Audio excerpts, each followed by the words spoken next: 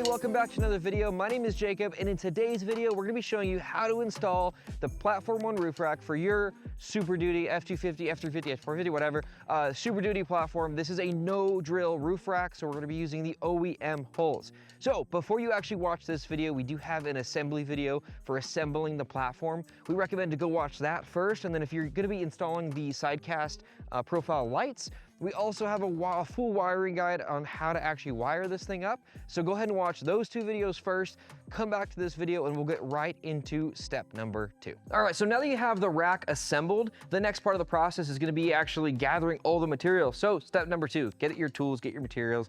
If you just assembled the rack, you probably already have most of the tools necessary for this install. This install is a pretty simple one with no drilling involved. So what we're gonna go ahead and do is you're gonna need a metric set of sockets, a metric set of Allen, a plastic trim removal tool, some RTV is also gonna be necessary, and then going into the nice to haves, some painter's tape is really gonna go far in protecting the top of the vehicle while you're putting this rack on there. A tap and die kit is always handy, and then the last of the things is gonna be an air shim or a pair of air shims. You'll see how we're gonna use that later on in the video, but those are gonna be some nice to haves. Okay, so the next part of this, we're gonna go ahead and move up to the top of the vehicle and remove the drip rail. All right, so once you have all your tools gathered, the first step of this is gonna be removing the drip rails here. So what we're gonna go ahead and do is we're gonna take our plastic trim removal tool. I already popped this one off just to make sure I do it right on camera. All you're gonna do is you're gonna take your trim removal tool, you're gonna put it in there, and you're gonna start prying up. Once you pry it up, you're gonna hear a pop. It's all gonna start slowly coming up. On this rear side here, you're gonna notice it's riv nutted in. You can actually, if you keep pulling it away, you'll eventually just break it over the riv nut. The riv nut's behind glass, so there's no reason to try to remove that. But you're gonna go ahead and do that on both sides, and then we'll move to the next step. All right, so once you get the drip rail off, you're gonna have to take a step backwards for the next part. So what you're gonna have to do, and this is gonna be the best route, and I don't recommend basing it off of what I decided to do here. I do recommend actually taking the side rails off your rack, putting it on here for reference, and figuring out exactly which of these bolts to remove. Just note, there are studs on here, however, it is gonna be the actual bolts that we remove, and we're gonna reuse those holes. Some of them have a ton of glue around it, so it's very helpful to take a razor blade and just kind of dig around it while you're removing them. So go ahead and take the ones out you need. Again, using the side rail as a reference, it's only a couple 10 mils. Take that off real quick, mount it up here, take a look at where those two holes are. In the middle of those carriage bolt holes, you're gonna see where these holes need to be. It's gonna be the only bolt in that location. So go ahead and remove that bolt. Those are gonna be the ones you did. What we did is we held it up and we put a Sharpie on all of these bolt heads to know which ones to remove. And then we're gonna go ahead and do that, and then we'll move on to the next step. All right, so once you have up top all cleaned up and you have all of those bolts removed, the next step of the process is gonna be RTVing the spacers to get them ready for the mounting brackets. So what we're gonna go ahead and do is we're gonna take our spacers, we're gonna take some RTV, we're gonna do a nice thin, even spread over one side of them. Do that to all of them right now, and then we're gonna move to the top of the vehicle. All right, so the next step of the process, we're on top of the roof. We're gonna start on the back, move our way to the front.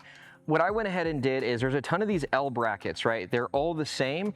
What we're gonna do is we're actually gonna put the long bolt through here with the flat washer, and then on top of the flat washer, the lock washer. Then we're gonna take our spacer with the RTV facing down. We're gonna go ahead and place this down, set this on top of it, and just get it hand tight for now. Go around to all four corners, get all of these brackets in place. Once we get to the front, we'll talk about the driver and passenger specific bracket and how those mount. But for now, let's go ahead and get all these L brackets, the standard ones. Go ahead and get them in place with the RTV ones you just did.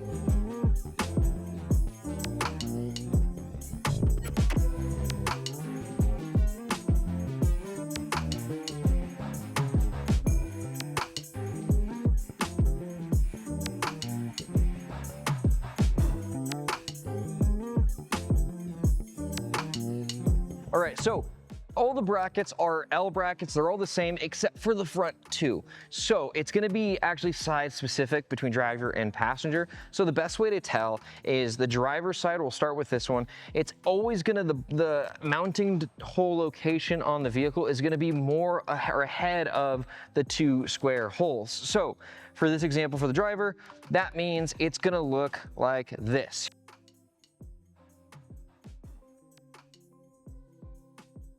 All right, so we're gonna go ahead and put the rack on the vehicle. No tripod today, so camera is on the floor. We're gonna go ahead, once we all positioned. This is where you're gonna wanna grab a friend or two or three.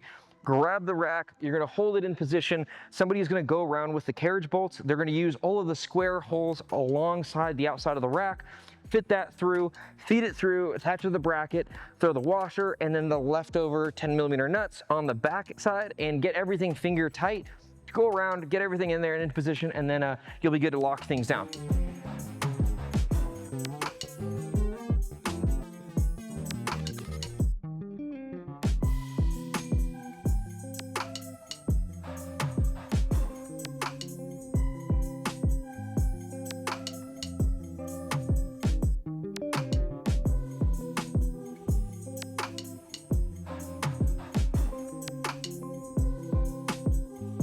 Once you get everything in position, again, the key piece is gonna be actually taking your carriage bolts and running around while everything's being held up. This part gets a little hectic because everyone's scrambling. Some people are actually getting their fingers crushed. So just make sure you are paying attention to what you're doing. You might have to kind of move the rack around just to make sure all the holes line up, but the holes will eventually line up.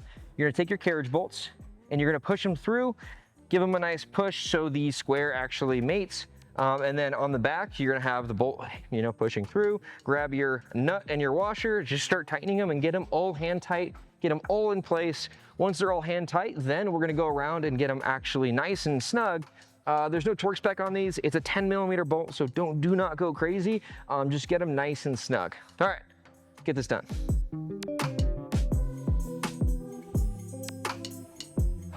We have everything nice and tight up top. We're working on one last little bolt back there.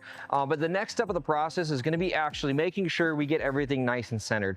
Once everything's nice and centered, we're gonna take our Allen and we're gonna go ahead and actually bolt down into the roof to get all the brackets actually nice and tight and positioned on that left to right axis. So let's go ahead and get that, and then we'll move on to the light bar.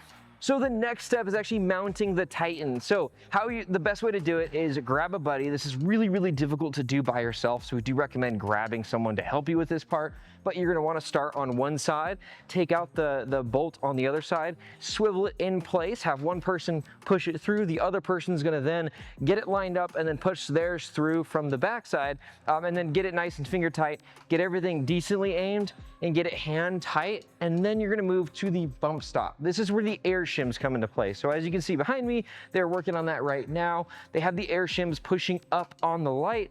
The bump stops are gonna be pushing down, so they release everything. There's pressure pushing down with resistance to keep that light bar nice and stable. So once you get your gravity light bar installed, whether the Pro 6 or the Titan, and your wire hider is all nice and tidy, you are done. The roof rack is installed on your Super Duty, so thank you guys so much for watching. If you guys have any other questions, please leave a comment down below, or feel free to reach out to our customer service team. Thank you guys so much for watching. We'll catch you guys in the next one.